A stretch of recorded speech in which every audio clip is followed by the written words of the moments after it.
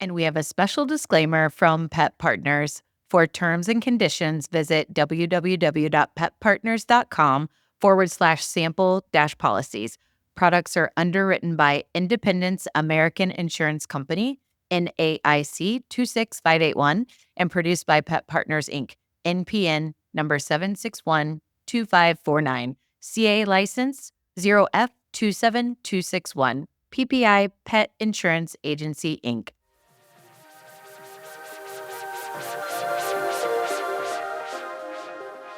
And with most of the employees, about 22 million US workers working from home, who do you think their favorite coworker is now? It is the dog sitting next to them or the cat running across the keyboard. So you have to think about not only this a family member, it's their favorite coworker as they're sitting going through video calls all day. Hey, it's Nikki, Llewellyn Gregory, and you're on Gut Plus Science. You're in for a fast-paced, storytelling, action item-rich leadership growth experience. I hope you make this podcast a habit. I consider it a leadership mentoring tool. Learning together makes us better together, and that is how we change the world around us. Let's get to it. Hey, it's Nikki, and I'll give you a quick tip about me. Anything dogs, I'm in. And if it's related to an English bulldog, you're my new bestie. Today, I have Michelle Yates with me to talk about pet perks in the workplace. When I met her and her team, I joked that if we had more pet-centric workplaces, we'd lessen the drama, maybe even eliminate it, the drama at work, because pets, they help us connect and look past the things that divide us. It's really true, though, right? Michelle is the executive vice president of business development at PetPartners. And before we dive into all this goodness today around pet perks in the workplace, Michelle, what's your pet type of choice or what draws you in most? I will say any big dog. The larger, the better. I've always owned big dogs. Rottweiler was my most recent. He unfortunately passed earlier this year because they are the most lovable dogs. They don't realize they're large. They think they're lap dogs. And I've just always been a big dog fan. So if I'm out walking and I see somebody walking a very large dog, I instantly have to go up and pet it, which you should always ask, but there's a misnomer. They're usually 9 times out of 10, they're big lovers. Yes. Oh, I love that so much. You probably emailed with my EA and our chief of staff at People Forward Network, Brittany. She has a Great Dane named Lake, and Lake's face is always like right next to hers on the screen. And I'm like, I could not love you more. I cannot wait to meet you. I've told her, I'm like, when you come to Indianapolis, Lake is coming. So I'm with you there. Well, welcome to the show. So, we're here to talk about pet perks in the workplace. We've already teed up some of those things that are just exciting and connect us and all this, but I can't wait to learn.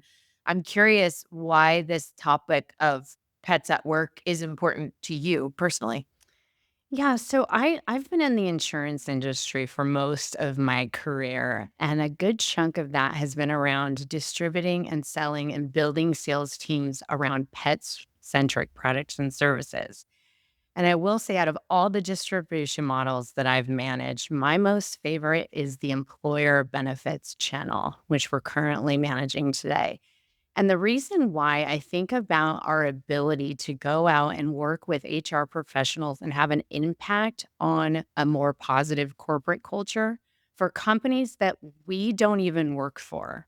So I know my sales team finds a lot of meaningful work. And I will say, when you bring up anything pet related in these sales conversations, the room instantly lights up. People start walking to their door to grab their dog. They start telling stories. We almost have to rein it in to get back to, okay, what are some of the products and services we sell? It's just such a great way to engage folks. So employee benefits has been my favorite channel for distribution for over 15 years. I love that. And yeah, I can't agree more how much pets connect us. Like strangers, immediately friends. So you think about it as coworkers. And in our world of remote work, like my company is remote. And I'm telling you about Brittany's dog, Lake, that I've never even met, but like I feel like I know Lake, right? Like, and it's just such a connector for us. So I can't wait to dig into all of this. I'm curious before we go any further about like misconceptions of pet stuff at work. Like, I'm just curious, like, what comes up when you're talking with people that let's just hit those on the head, those misconceptions.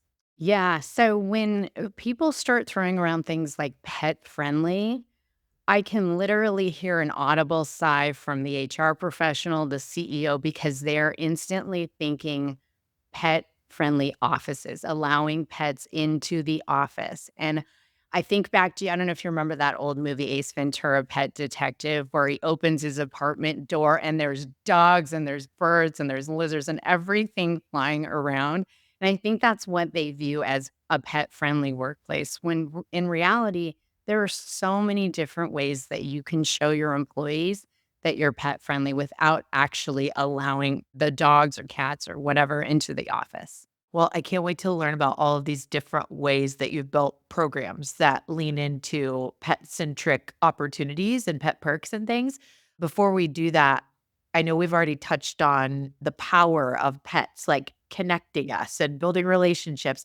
But what are other considerations that, maybe we aren't even thinking of what pet centric workplaces do or pet perks do for us? Yeah, connection's a big one. And I would encourage anyone, if you think pets don't connect us, go take a walk without your dog and then go take a walk with your dog and look at the change in human interaction there. It's so far beyond that as far as connection. Pet Partners has put a significant amount of money into research and partnering with the Human Animal Bond Research Institute.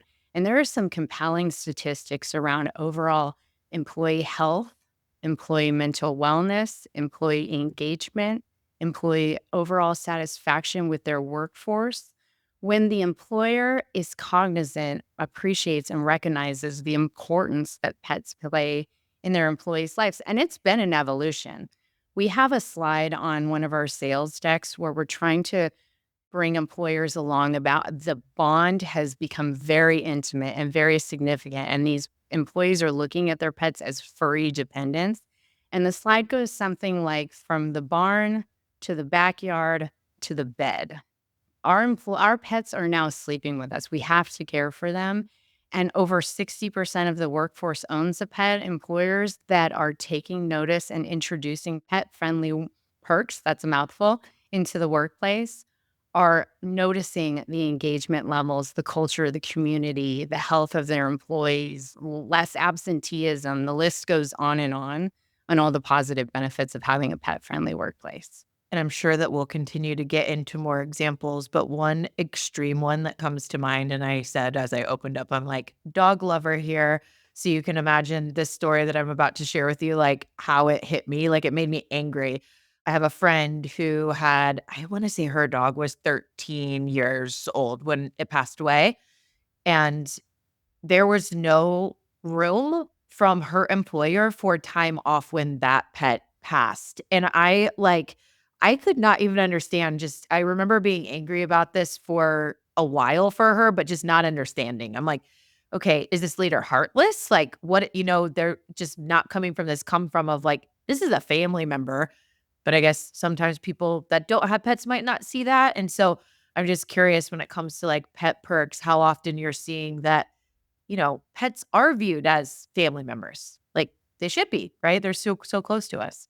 I think that's a fantastic example. And that's one of the things, in addition to selling our products and services, we actually spend a lot of time consulting and closing that knowledge gap from the employer that might not really understand pet bereavement is a real thing. And we actually have final respect benefits that we offer, pet bereavement time off that we encourage the HR professional to implement in their organization.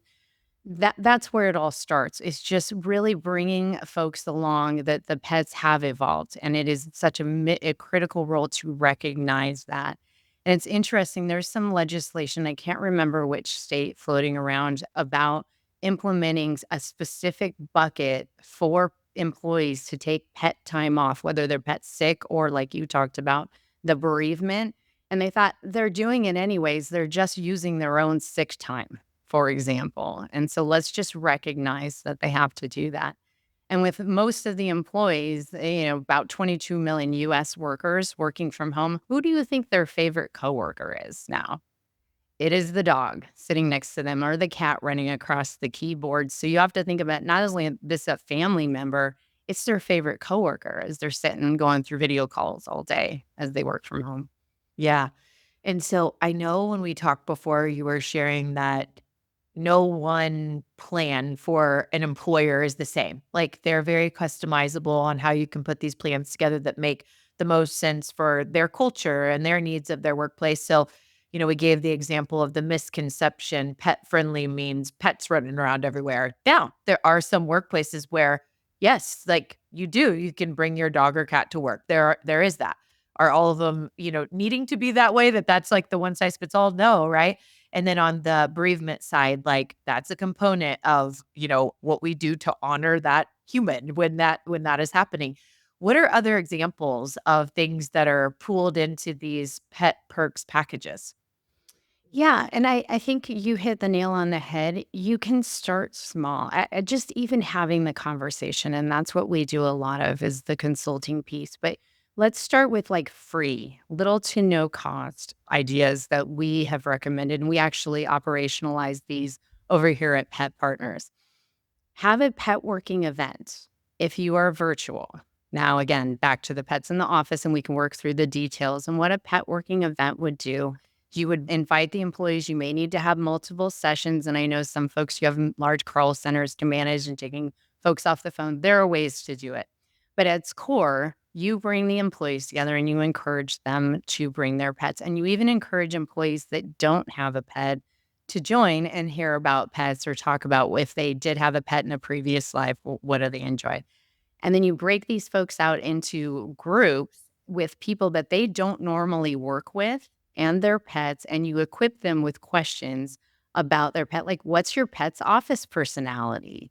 And it's just such a great way to break down social barriers. People might be a little hesitant to talk to a coworker that they've never met. But when you start talking about pets and you take the attention off of you and onto the pet, we had some great conversations going during that. So that's a free way to show that you are pet friendly and you get it.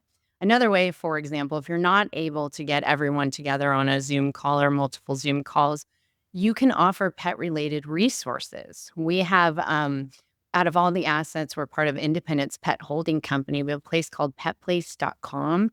And you can find all sorts of collateral, pet adoption tips and tricks, and just even adding a link like that for employers to their intranet to tell the employees, look, here's some resources. We're not offering the benefit formally, but we appreciate that. We want to make sure you have access to anything pet related.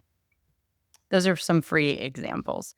Then you can get into where there may be some costs associated, and you brought it up. Pet time off. We offer here at Pet Partners pawternity, PAW, for somebody that acquired a new pet or has a new puppy, pet bereavement, and there are just some time off categories that HR professionals can implement. I know there's some costs associated with that. That's probably mid range. Offering pet insurance. There are different ways that you can offer pet insurance. It could be 100% employee paid. We have a plan that can be fully integrated with your other benefits and hosted during open enrollment, offering not just pet insurance, but pet concierge services, vet helplines, things that are outside of the standard benefits package, but are very pet focused. They'll pay for the pet insurance for their employees. As you can imagine, that's an amazing recruitment and retainment tool, or even pay 25% of the pet insurance for their employees. And I will say it's an evolution. I think if you and I have this conversation even 60 days from now, I might have even some more things. There's a lot of legislation going around where certain government entities that is on the ballot, health savings plans, being able to use some of those for pet related medical bills. So it's an exciting time from paying nothing to having pet insurance. Employers have options here. So I would encourage them to just start the conversation, reach out to us. We can provide different tips, tools, and tricks. And I would just challenge leaders that are listening. We think of people first workplaces that we want to design, or people forward, right? Moving people forward. We think of employee engagement. We think of the employee experience and how close our pets are to all of those things, right? Like being able to, work from home and it be recognized that like our favorite buddy is with us, right? Like it's part of who we are as humans, and why not honor that? So I just think if we look at like what are we trying to do as employers and as leaders, we want to honor people for their humanity and help them connect and see the things that matter to them. The pets, it's just like it's a no-brainer to me. Just kind of like highlighting some of those things. You know, it is, and also a lot of employers will push back and say, "Well, not everyone has a pet," right? We wanna make sure that we're addressing the entire population. Going back to some of the research that we've invested in, we have statistics pretty compelling that employees that don't even have a pet have a higher affinity and appreciation for their employer if they're offering something like pet insurance. So even if it doesn't apply to them, they like that their employer's progressive. They like that their employer's looking at the different ways to offer benefits to address their colleagues that may have a pet. So it hits all employees in a positive way. Yeah, and I'd almost bring that to what popped in my mind is I'm allergic to some cats, some types of cats, not all of them. But anytime that one of my coworkers has their cat and is on the screen, right? I'm always like, oh, right? Like it doesn't, I mean, I still, even though I don't have cats because I'm allergic to a lot of them, I still love to look at them. I still love to like watch, right? So yeah, I'm gonna just go out on a limb and say 100% of people love animals. It's just part of human nature, I think. So I don't know if you remember, but our team has a marketing team. So we have on our website, you'll have to look at it later. Maybe I'll link it in the show notes too. But we have a chief happiness officer role as a dog. We have a security paw protector general. We have a paper shredding specialist. We have a nap time supervisor. We have a wellness coach, a tail wagger. So we have a lot of fun with this. So I mean, the pet puns, I don't get sick of them. They're kind of like dad jokes to me. I'm just like, I think they're hilarious. I think they're creative. It brings people together. Yeah. yeah. Well, I love this. So I know you've highlighted a few ways that pets catalyze relationship building. I don't know if there's any others that we wanted to touch on. Otherwise, we can roll into some of your favorite stories of impact with pet programming. Yeah, I will say, yes, it bonds people. Yes, it increases employee engagement. There is a dark side to having some of these fun pet related benefits. So we had a client that was with a large healthcare industry, and they were getting ready to implement our pet insurance plan, the OnePack plan, to their employees for the first time. They said, we want to make sure we raise awareness. And we said, let's do a pet photo contest. And they said, oh my gosh, that's a great idea. So we fun. So we got everything set up. We've got the prizes. They published, hey, start uploading your pet photos. Well, they did it at the same time when they were hosting open enrollment. And 2 days in, they said, we're gonna have to hit the pause button on the pet photo contest because nobody is enrolling in any of the other benefits. They're just worried about posting and talking about the pets. So a lot of fun, a lot of engagement, but we had to wait for about 30 days and then we re-engaged. And it was so fun. So there's a dark side sometimes to pet photo contests. Yeah. I'm totally one of those where it's like, I'm all about results until a dog walks by. I'm like, okay, yeah, what was I doing? I don't know. And we can help coach the HR professional through, okay, how do we mitigate the distraction that pets can bring while getting all the other great benefits of the engagement? Yes, yes. So I'd love to share a favorite story or two of a workplace that designed a pet perks program that you love seeing the outcome of what it's done for their culture and on their team. Yeah, so the dreaded, we want to start bringing the employees back into the office conversation after they have all gotten very used to. Most of them have adopted a dog. They are comfortable being home and wearing their sweatpants. To offset and defray that message, they wanted to increase their benefits and they thought something pet related like pet insurance or one pack plan would be a great way to do so. So they reached out to us, we talked through it and they said, "You know what, we're going to survey and see if what's the consternation amongst the employees in coming back to the office before we implement any plans." Nikki, one of the number one reasons employees were voicing about why they didn't want to go into the office wasn't having to get dressed. It wasn't having to deal with traffic. They were worried about their pets. And as such, the employer said, we need to not only offer pet insurance to give them a peace of mind, but we're also going to offer pet concierge services. to ensure that these pets can get a dog walk during the day while these employees are in the office. And this employer not only paid 100% of the pet insurance for these employees, they also paid for the concierge services. And you can imagine the adoption and the engagement of coming back into the office once the employer addressed their pets and their concern with their pets. So it was such a great success story. And I love working with this organization. Yeah. And goes back to like what matters to your people. I used to work in the employee engagement survey industry, and it was so profound what leaders thought their people wanted or where the gaps were versus what the data really said, right? And it's like you just got to ask. You got to figure out what matters to them and meet them with what matters, right? And watch engagement soar. So, And that's what we do here. That's why we have made those investments in research where we are sharing those to help bridge that knowledge gap between what the employees want and what the company thinks that they want. So it's been a fun year helping educate. Like I said, impacting companies that we don't even work for is really fulfilling. that's cool.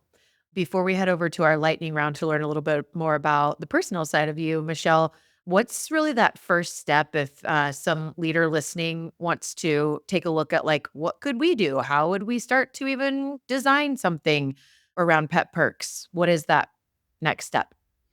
Yeah, it's a great time to do that. Most organizations are doing their 2025 planning right now, teeing up the conversation, saying, have we looked at, should we consider, or maybe even send a survey out if that's doable to your employees about what if we offered pet insurance or if we offered some sort of pet perk, would you guys be interested in?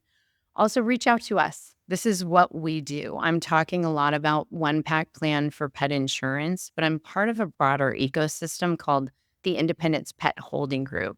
And what we're focused on is from puppy stage or even the acquisition of a dog through adoption or purchase, all the way to the senior life of the pet. And as you can imagine in the workforce, all ages, all seasons of dogs are being accounted for. And we've got a solution for every single one of those things. So even just allowing us to come in and consult, and we could say, well, it sounds like you guys are not in a position to offer pet insurance, but let's help you operationalize a pet working event.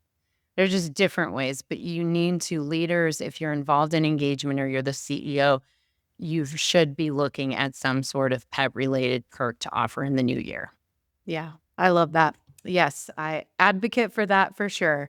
Well, thank you so much for these just great ideas. I just can't say more loudly how much that pets connect us as people and whatever way it looks to be applicable to your workplace, just leverage it because it helps people connect human to human.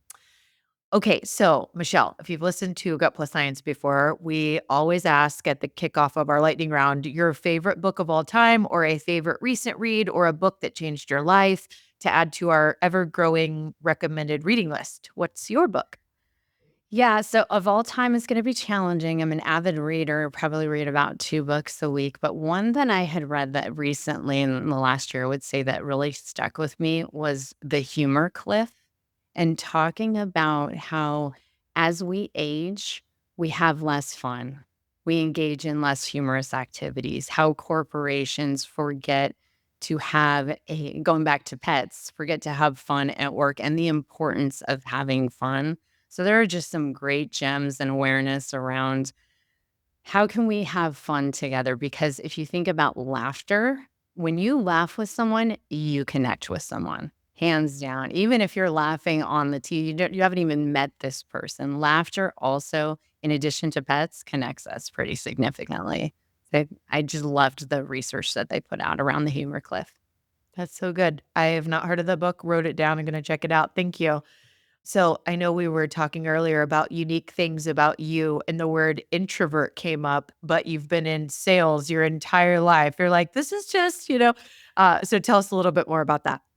Yes, not shy. I do, going back to connections, enjoy being around people. I love to connect and help people. But if I had a choice between a gala or staying home and reading my book, I'm going to choose the latter, hands down, every time. Yeah.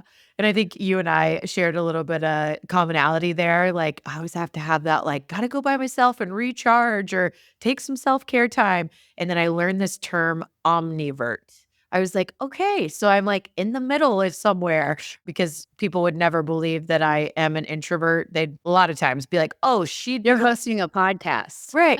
She'd be like, "Oh, she's gonna close the party down," and I'm like, "No, actually, I don't." Like, half the time I'm in bed by, like, 9:30, but this omnivert is a new term that I learned recently. So, Yes, I have been known to exit parties early and quietly without any, "Where'd you go?" I just leave. yeah. However, you're a party planner. Yes, yeah, speaking of which, I do that. So that's why I absolutely love to host parties. I probably host one a month. The interesting part about it is I love the planning, I love the preparation, I love the setup, but by the time the party comes, I wanna say, "Y'all have a good time, I'll be back in my bedroom." Uh-huh. I love hosting too. Is there, like, a favorite theme or something that you remember from, like, what you cooked that was just like, "Oh, that was one of my favorites," comes to mind? I will tell you, I have evolved in throwing parties. Back in the day, I used to prepare things when people were there and start putting stuff together and in the oven. Everything is pre-made now. It's all make ahead. So if anybody needs a make ahead recipe, I've got a whole book of them because you don't, the last thing you want to be doing is trying to get something out of the oven when everybody is coming in and they all want to hang out in the kitchen and talk to you.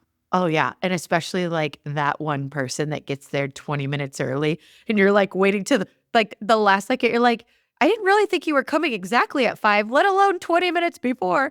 Yeah, so to have the pre-made, I'll hit you up. It's a delicate dance. All right, well, before we go, what's the best way for people to connect with you, to stay in touch, to ask questions, all that? You can find me on LinkedIn. Please reach out. Like I said, this is what we do. And even if we don't have a solution for you, we partner with a lot of other pet related providers. All ships rise with the tide. We just want you to start implementing, try with just one pet product. Preferably pet insurance can be your gateway drug into other things, but just reach out to me on LinkedIn and then I'll send you, Nikki, if it's okay, where they can go on our website and reach out and we'll be in touch. Yeah, we'll link that in the show notes.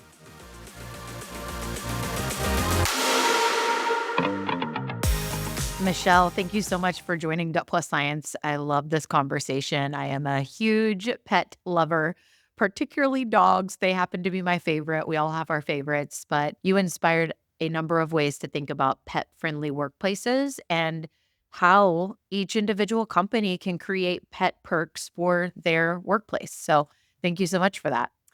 My truth you can act on from today is pet friendly workplaces. That doesn't mean bring your dog to work. It could, but better yet, listen to your people's needs and wants and build a pet friendly strategy based on your people and your culture.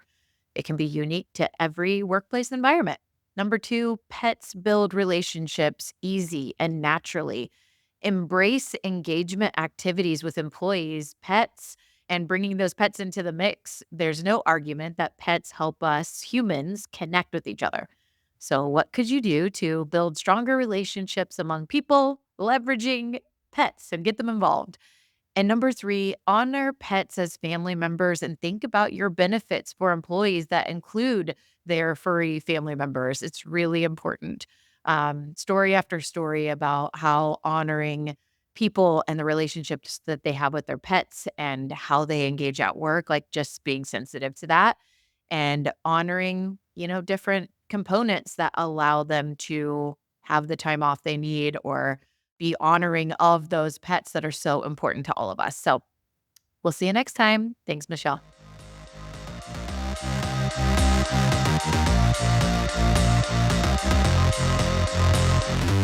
We just left the world a little bit better. Now, go do something with it.